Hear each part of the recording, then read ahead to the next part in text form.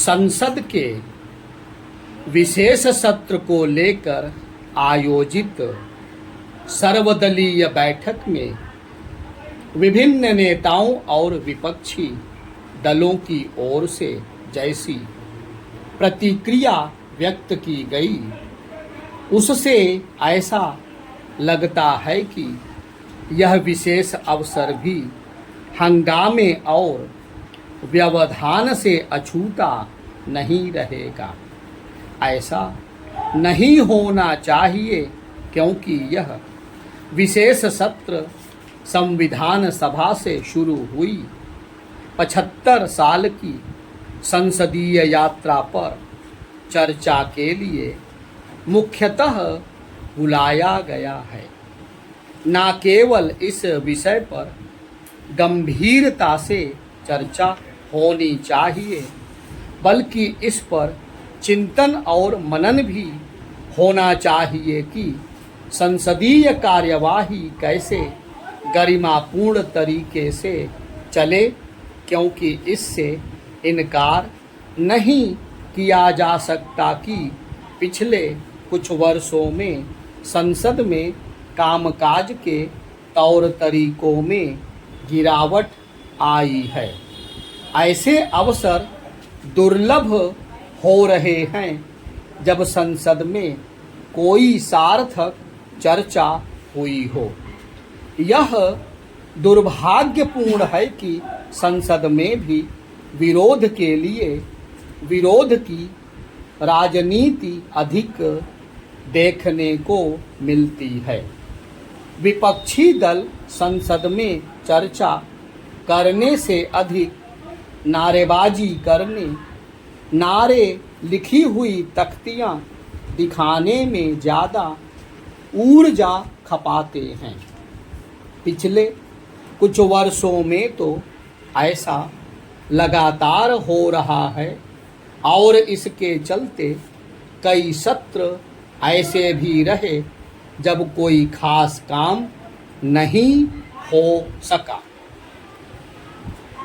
यह नकारात्मक राजनीति का ही उदाहरण है कि सर्वदलीय बैठक में कांग्रेस की ओर से यह कहा गया कि विशेष सत्र में मणिपुर की स्थिति का मुद्दा भी उठाया जाएगा।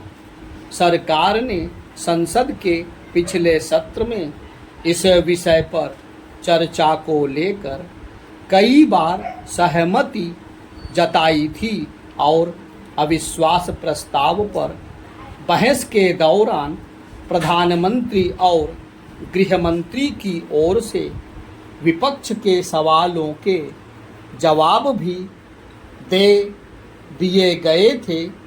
तब विशेष सत्र में इस मुद्दे को उठाने का क्या मतलब है? स्वतंत्रता के अमृत काल में संसदीय यात्रा पर चर्चा के लिए बुलाए गए विशेष सत्र के प्रति कांग्रेस ने अब तक जैसा रुख प्रदर्शित किया है, उससे ऐसा लगता है कि उसने सरकार के प्रत्येक कदम का आंख बंद कर विरोध करने का निर्णय कर लिया है और वह इसे ही विपक्षी दल के रूप में अपनी भूमिका समझ रही है। यह रवैया आम जनता के बीच कांग्रेस के प्रति भरोसे को और कम करने का ही काम करेगा।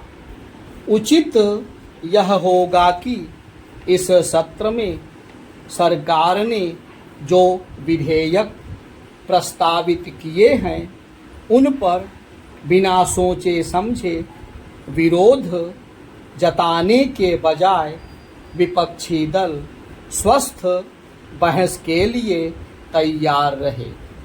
यह तभी हो सकता है जब नकारात्मकता का परिचय देने के बजाय विधेयकों की रूपरेखा देखने के उपरांत प्रतिक्रिया व्यक्त की जाएगी। बेहतर हो कि विपक्ष इन विधेयकों के प्राविधानों पर विचार करने के बाद अपने सुझाव दे। यह ठीक है कि विपक्षी दलों को सरकार के किसी भी कदम और कार्य का विरोध करने का अधिकार है, लेकिन संसद में तो कम से कम आम सहमति की राजनीति की संभावनाएं टटोली जानी